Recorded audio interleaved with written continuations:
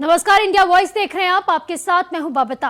शिवसेना के मुख्य सचेतक सुनील प्रभु ने महाराष्ट्र के सीएम एकनाथ शिंदे और उन 15 अन्य विधायकों के सदन से निलंबन की मांग करते हुए सुप्रीम कोर्ट का रुख किया है।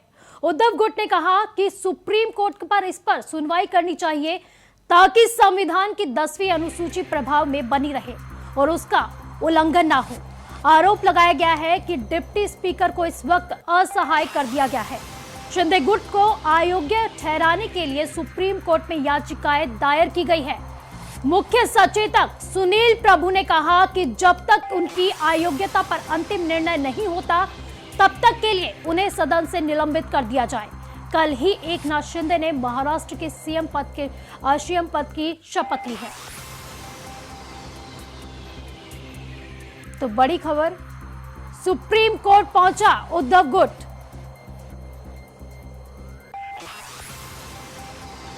तो इसी पर ज्यादा जानकारी के लिए हमारे सहयोगी जुड़ गए हैं के राणा, न्यूज रूम लाइव। के कल ही शपथ ली गई है सीएम पद की और आज सुप्रीम कोर्ट पहुंच गया है शिंदे गुट।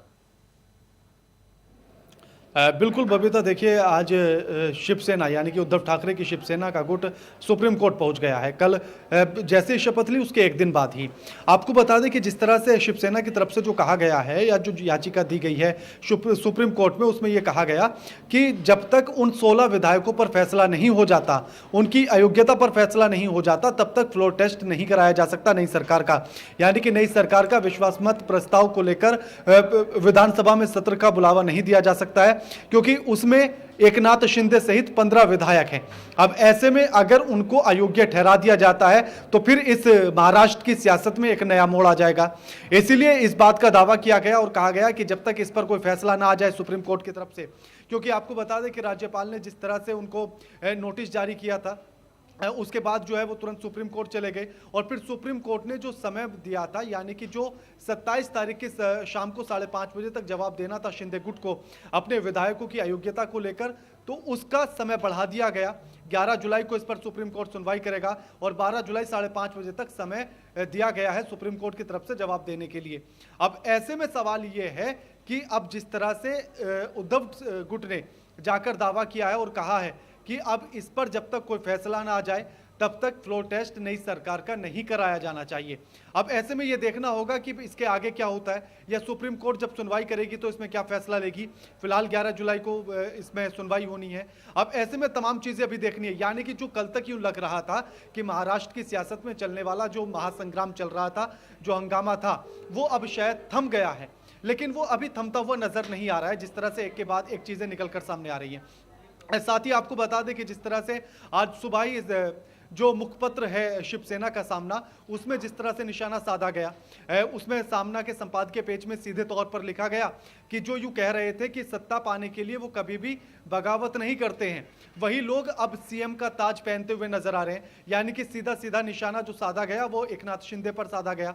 उसके बाद बीजेपी पर भी निशाना साधा गया बिना नाम लिए ही। उसमें कहा गया कि जो कह रहे थे कि शिवसेना की तोड़फोड़ में उनका कोई हाथ नहीं है, वही समर्थन देकर मुख्यमंत्री बना रहे हैं। यानी कि दोनों पर जिस तरह से निशाना साधा गया, ये तमाम चीजें अब ऐसे में देखना होगा कि आखिर सुनवाई में क्या कुछ निकलकर सामने आता है। और जिस बात को हम सोच रहे थे या सब सोच रहे थे कि आखिर महाराष्ट्र का जो सियासी संग्राम है वो अब समाप्त हो गया है, अब ये एक नया मोड़ है। सुप्रीम कोर्ट उद्धव ठाकरे के गुट के वहां पहुंच जाने से सुप्रीम कोर्ट में अब ये एक अलग मोड़ है। बबीता जी, क्योंकि जिस तरह से देखा जा रहा है शिंदे गुट का अयोग्य ठहराने वाली जो याचिका है वो बीजेपी के लिए कितनी बड़ी चुनौती होगा? इसे बीजेपी के लिए उतनी बड़ी चुनौती नहीं कहा जा सकता, लेकिन ये उससे ज्यादा बड़ी चुनौती शिंदे के लिए है, क्योंकि उसमें सबसे पहला नाम शिंदे का भी है। जिन विधायकों को अयोग्य ठहराने को लेकर नोटिस दिया गया था उसमें सबसे पहला नाम एकनाथ शिंदे का है, उसके बाद उनके बाकी 15 विधायकों का, यानी कि कुल मिलाकर 16 का है।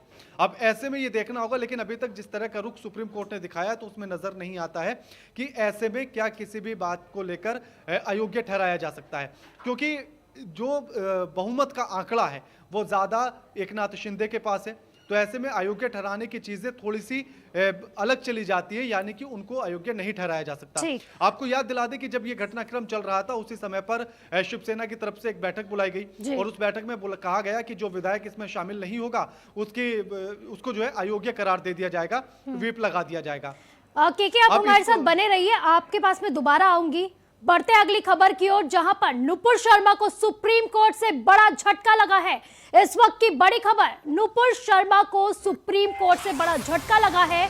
सुप्रीम कोर्ट ने नुपुर शर्मा की याचिका को खारिज कर दिया है। अलग अलग जगह दर्ज केस से जुड़ी थी याचिका, केसों को दिल्ली ट्रांसफर करने की मांग की गई थी। अब सुप्रीम कोर्ट ने याचिका खारिज करते हुए कह दिया है कि आपके चलते देश की स्थिति बिगड़ रही है।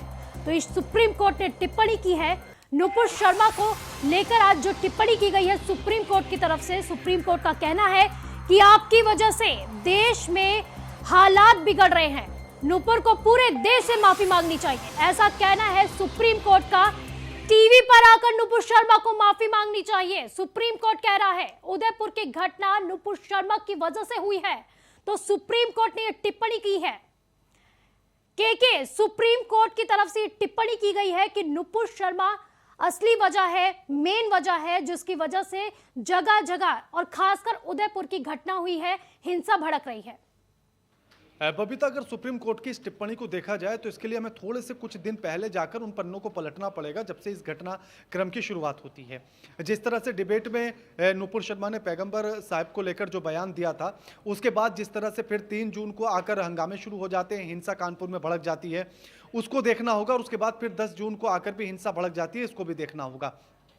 सबसे पहली बात यह कि जब नुपुर शर्मा से उसी समय पर इस बात को लेकर बात की गई थी तो उन्होंने कहा था कि जब बार बार वो हमारे शिव शंकर को लेकर लगातार आपत्तिजनक बयान दे रहे थे, उसके बाद उन्होंने आवेश में आकर इस बात को कहा था। इसको लेकर वो आधिकारिक तौर पर तो नहीं, लेकिन वो इस बात को लेकर गिल्टी फील कर चुकी है और माफी मांग चुकी हैं। लेकिन दूसरी बात ये कि उसके बाद मान लीजिए कि इसी मुद्दे को लेकर 3 तारीख को यानी कि 3 जून को हंगामा होता है, हिंसा होती है कानपुर में। उसके बाद 1 हफ्ते बाद फिर से 10 जून को हिंसा हो जाती है। उसके बाद फिर पुलिस अलर्ट रहती है 17 तारीख को, 24 तारीख को जुमे की नमाज के बाद। उसके बाद आज भी अलर्ट है और इसी बीच में फिर उदयपुर में जाकर एक हत्याकांड हो जाता है इसी घटना को लेकर, नुपुर शर्मा के समर्थन करने को लेकर। ऐसे में थोड़ा सा इस बात को भी सोचना बड़ा जरूरी है कि क्या ये सिर्फ नुपुर शर्मा की वजह से हो रहा है या इसके पीछे कुछ अन्य कारण भी हैं। क्योंकि अगर नुपुर शर्मा की वजह से होता तो या तो फिर 3 तारीख को एक बड़ी हिंसा होनी चाहिए थी या 10 तारीख के बाद से। आखिर उसके बाद ये रुक रुक कर घटनाएं क्यों घट रही हैं? इसका मतलब यह है कि इसके पीछे और भी तमाम साजिशें हैं। जिस तरह से जब कानपुर में जो घटना निकलकर सामने आई थी, कानपुर की हिंसा के बाद जो सबूत मिले थे, उसमें यह भी था कि सिर्फ उत्तर प्रदेश को या कानपुर में हिंसा फैलाने का एक साजिश नहीं थी, ये पूरे उत्तर प्रदेश को जलाने की साजिश थी। इस तरह के सबूत उस समय पर मिले थे। ऐसे ही जब 10 जून को आकर हंगामा होता है, हिंसा होती है, उस समय पर भी यही चीज थी कि पूरे उत्तर प्रदेश के साथ साथ पूरे देश के माहौल को खराब करने की बात थी। जिस तरह से फिर वाराणसी का जो मास्टरमाइंड था जावेद पंप, उसके तमाम सबूत मिलते हैं जिसमें तमाम चीजें देखी जाती है, तमाम कनेक्शन मिलता है, पीएफआई के साथ कनेक्शन मिलता है, फंडिंग नजर आती है 45 लाख से ज्यादा की। ये तमाम चीजें हैं, इन पर भी ध्यान देने की जरूरत है। हाँ, सुप्रीम कोर्ट ने टिप्पणी की है और सुप्रीम कोर्ट ने जिस तरह से सख्त लहजे में कहा है कि उन्हें टीवी पर आकर माफी मांगनी चाहिए। उनकी वजह से देश में माहौल खराब हुआ है, देश में आग उनकी वजह से लग रही है, जो सौहार्द का माहौल है वो खराब हो रहा है। लेकिन इसके इतर हमें दूसरी चीजों को भी देखने की जरूरत है कि आखिर रुक रुक कर घटनाएं क्यों हो रही हैं। अभी जिस तरह से उदयपुर में हत्याकांड हुआ, उसमें जो दोनों आरोपी हैं उनके कनेक्शन पाकिस्तान से नजर आते हैं, ये सबूत में मिलता है, पूछताछ में पता लगता है। तो ये तमाम चीजें हैं कि इन चीजों पर भी ध्यान देने की जरूरत है कि क्या सच में इनके पीछे नुपुर शर्मा का बयान और नुपुर शर्मा है या फिर इसके पीछे कुछ और साजिश रची जा रही है, सिर्फ आगे एक मोहरे के तौर पर। जिस तरह से देखा गया है, क्योंकि सुप्रीम कोर्ट का जो भी फैसला होता है, जो भी टिप्पणी होती है, वो सर्वमान्य और सर्वोपरि होता है। लेकिन सुप्रीम कोर्ट का इस तरह से कहना कि नुपुर शर्मा देश में हिंसा के पीछे जिम्मेदार है, आपको नहीं लगता? या इस तरह से बयानबाजी हो रही है, टिप्पणी दी जा रही है सुप्रीम कोर्ट की तरफ से, वो उन साजिशकर्ताओं को शय दे रहा है, उन साजिशकर्ताओं और लोगों को बढ़ावा दे रहा है जो देश के लिए लगातार हिंसा भड़काने का काम कर रहे हैं और देश विरोधी काम कर रहे हैं। आपका इस पर क्या कहना है? बिल्कुल बबीता, देखिए जिस तरह से मैं ये सारी बात बता रहा था, उनका यही कारण है कि सुप्रीम कोर्ट ने जिस तरह से सख्त लहजे में बात की है और टिप्पणी की है, उन्होंने दिल्ली पुलिस पर भी की है और नुपुर शर्मा पर भी की है।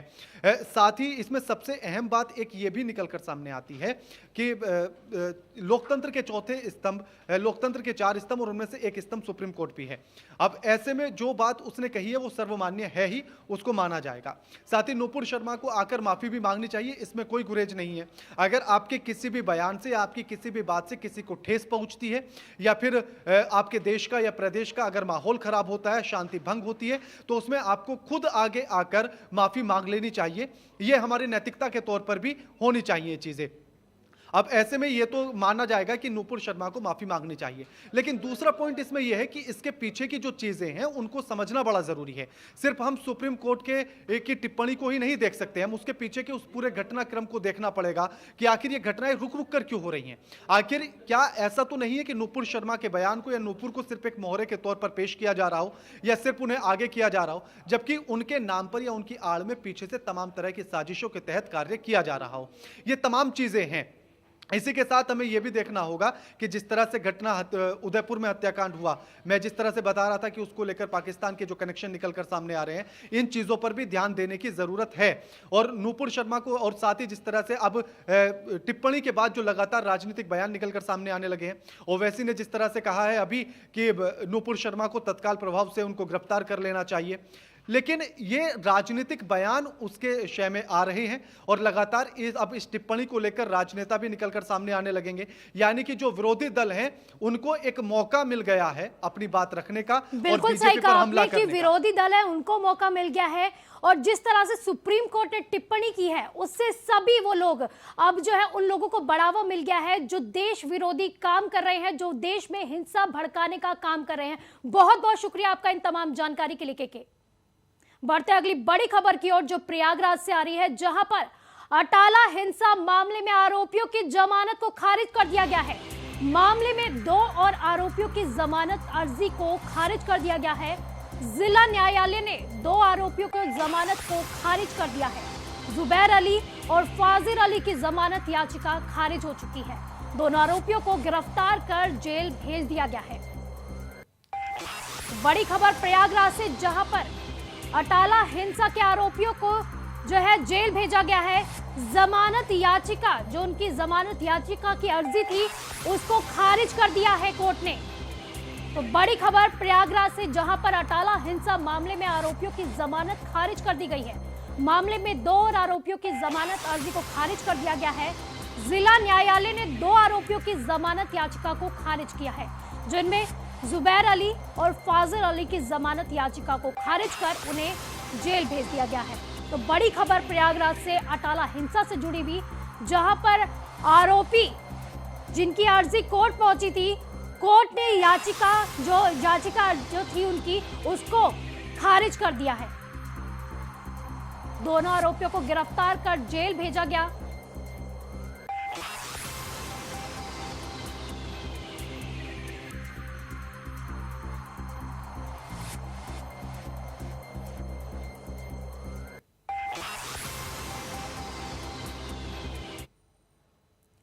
वही बुलंदशहर गंगनहर के सरकारी ऑफिस में शाम होते ही 2 जेई और प्रधान सहायक पैग से पैग मिलाकर दारू पी रहे थे। तो वही शिकायत मिलने पर सहायक अभियंता ने ऑफिस का निरीक्षण किया। इसी के साथ ही ऑफिस में सहायक अभियंता के आते ही जेई और प्रधान सहायक इधर उधर भागने लगे, जिसके बाद सहायक अभियंता ने टेबल पर रखे शराब और तीनों कर्मचारियों का वीडियो बनाया और चीफ इंजीनियर और सुपरिटेंडेंट इंजीनियर को वीडियो भेजकर कार्रवाई की मांग की है।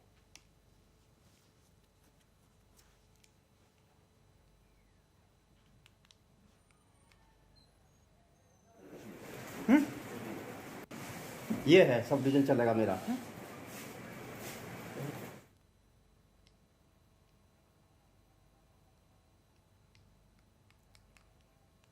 इसी पर ज्यादा जानकारी के लिए हमारे संवाददाता वरुण शर्मा हमारे साथ जुड़ गए हैं। वरुण, क्या है पूरी खबर?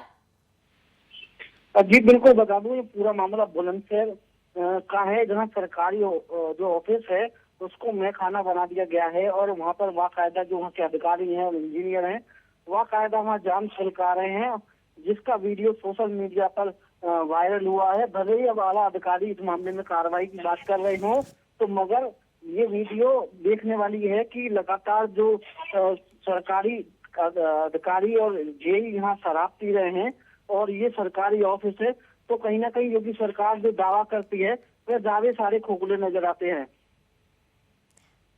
तो क्या कुछ कार्रवाई हुई है इस पर अभी तक?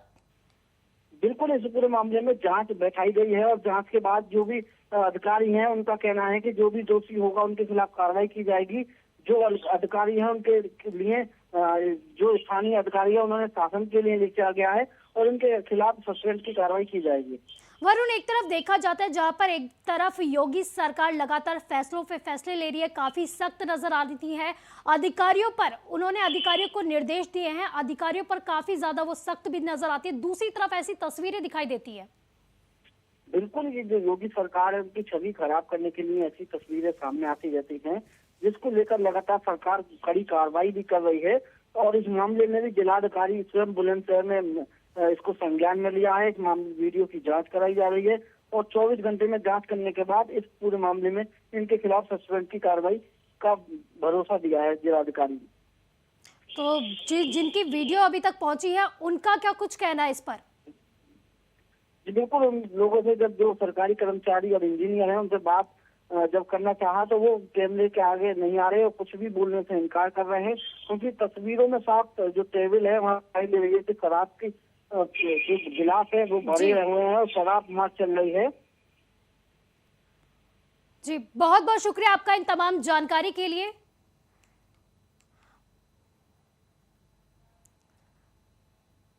बढ़ते अगली खबर की ओर, जहां राजस्थान के उदयपुर में दर्जी कन्हैया लाल की हत्या के विरोध में विश्व हिंदू परिषद और बजरंग दल के कार्यकर्ताओं ने हमीरपुर और राठ कस्बे में विरोध प्रदर्शन किया। आपको बता दें कि सैकड़ों की तादाद में मौजूद कार्यकर्ताओं ने अपने कार्यालय के बाहर विरोध प्रदर्शन करते हुए जिहादियों का पुतला दहन किया। तो इस दौरान विश्व हिंदू परिषद और बजरंग दल के कार्यकर्ताओं ने हत्यारों को फांसी की सजा देने की मांग करते हुए जमकर नारेबाजी भी की और कहा कि राजस्थान में जिहादी घटनाएं लगातार बढ़ती जा रही है, जिससे ये देश की संप्रभुता और देश की कानून व्यवस्था के लिए सबसे बड़ी चुनौती है।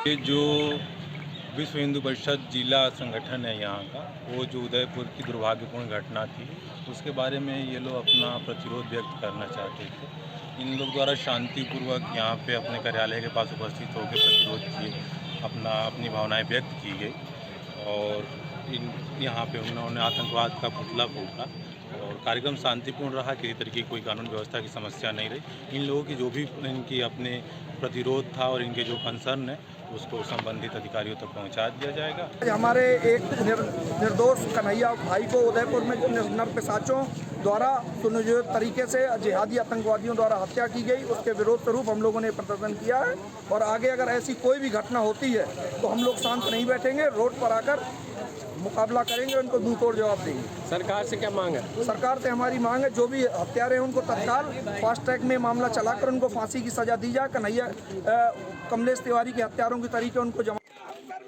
तो ज्यादा जानकारी के लिए रुपेश गुप्ता हमारे साथ जुड़ गए हैं। रुपेश, एक तरफ देखा जाए तो उदयपुर की आज जो है पूरे देश में फैल रही है, पूरे देश में विरोध है, वहीं हिंदू परिषद लगातार फांसी की मांग कर रहा है। जी बिल्कुल, देखिए जिस प्रकार से कन्हैया लाल जी की हत्या हुई है उस पे पूरे देश में आक्रोश का माहौल है। तो इसी क्रम में हमीरपुर में सदर कोतवाली और राठ कोतवाली पे यहाँ पर बजरंग दल और विश्व हिंदू परिषद के जो कार्यकर्ता हैं इन्होंने जोरदार तरीके से इसका विरोध जताया है और विरोध प्रदर्शन करते समय पुलिस प्रशासन ने उनको रोका। बहुत ही अच्छे से उन्होंने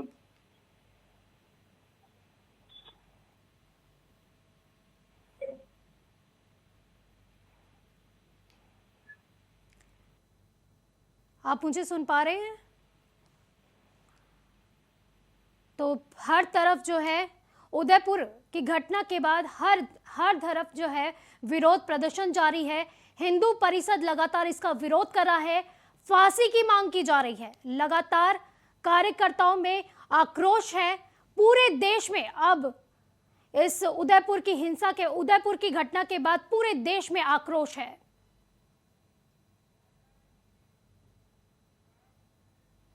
बढ़ते अगली खबर की ओर, जहां रायबरेली लालगंज कोतवाली क्षेत्र के अंबार पश्चिम मोड़ के पास फतेहपुर से लालगंज आ रही बाइक सवार को बचाने के चक्कर में अनियंत्रित होकर खाई में पलट गई, जिसमें 6 यात्री घायल हो गए।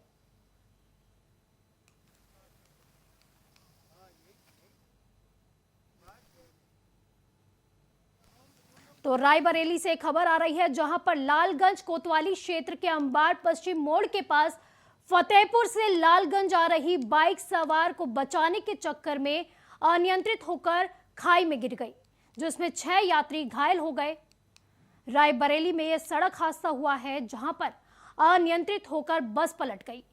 एक बाइक सवार को बचाने के चक्कर में यह बस खाई में जा गिरी, जिसके बाद जो है घटना में 6 यात्री घायल हो गए। तो रायबरेली से खबर आ रही है, जहां पर बाइक सवार को बचाने के चक्कर में अनियंत्रित होकर बस जो है वो खाई में पलट गई, जिसमें 6 यात्री घायल हो गए। तस्वीरों में देखा जा सकता है। तो ज्यादा जानकारी के लिए हमारे संवाददाता राजीव तिवारी हमारे साथ जुड़ गए हैं। राजीव, किस तरह का माहौल देखा जा रहा है? बिल्कुल बता दें कि जिस तरह से रोडवेज बस यात्रियों से भरी हुई थी और एक तेज रफ्तार बाइक आ रही थी सामने से, उसको बचाने के चक्कर में पूरी तरह से बस अनियंत्रित हो गई। अनियंत्रित होकर जाकर उसमें पलट गई और बड़ा हादसा कहा जाए तो टल गया। लेकिन जो वहां पे घटना हुई, घटना में गंभीर रूप से लगभग आधे दर्जन से अधिक यात्री घायल हुए, जिनको तत्काल जो है सूचना पर पहुंची एम्बुलेंस लेकर जिला अस्पताल में इलाज चल रहा है। और डॉक्टरों द्वारा बताया जा रहा है कि अभी कुछ कहा नहीं जा सकता। जितने भी लोग आए हैं, जितने भी लोग चोटिल हैं, उनका इलाज जारी है। और हालांकि देखा जाए तो जिला अस्पताल में काफी ऊहापोह की स्थिति बनी हुई है और लगातार उनका इलाज अभी फिलहाल जारी रखा गया है। जी, तो जिस तरह से तस्वीरें सामने आ रही है कि बस पलटने की तस्वीरें जिस तरह से सामने आ रही, तो लगता इस तरह से जो तस्वीरें हैं उसमें लगता है कि काफी भीषण हादसा था। क्या सिर्फ 6 ही लोग घायल हुए हैं या और भी लोग इसके शिकार हुए हैं? जी बिल्कुल, जिस तरह की तस्वीरें हैं और मौके पर जो नजारा हुआ वो साफ तौर पे देखा जा सकता था कि कहीं न कहीं ये एक बड़ा हादसा का स्वरूप ले सकता था। लेकिन अगर कहा जाए तो जो बस चालक है उसकी सूझबूझ के चलते ये बड़ा हादसा एक टला है और जिसमें कुछ लोग ही घायल हुए हैं। और अभी हालांकि कुछ लोगों को गंभीर चोटें भी आई हैं। लोगों का सिटी स्कैन और जिस तरह की डॉक्टरों का परामर्श है वो कराया जा रहा है। इसके बाद ही पता चलेगा कि कितने लोगों को गंभीर चोट आई है। हालांकि जितने लोग बस में सवार थे सारे लोग भयभीत देखे गए हैं और लोगों को कहीं ना कहीं प्रशासन के द्वारा मौके पर पुलिस भी पहुंची और वहां का स्थानीय प्रशासन भी पहुंचा है। सारे लोगों को उचित इलाज दिलाकर लोगों को दूसरे बस में करके भेज दिया गया। जी, बहुत बहुत शुक्रिया आपका इन तमाम जानकारी के लिए। वहीं रायबरेली तहसील परिसर में नायब तहसीलदार और अधिवक्ता के बीच हुई मारपीट का मामला अब तूल पकड़ता जा रहा है। आपको बता दें कि नायब तहसीलदार पर कार्रवाई न होने से नाराज अधिवक्ताओं ने डीएम कार्यालय के बाहर प्रदर्शन किया और जमकर नारेबाजी की।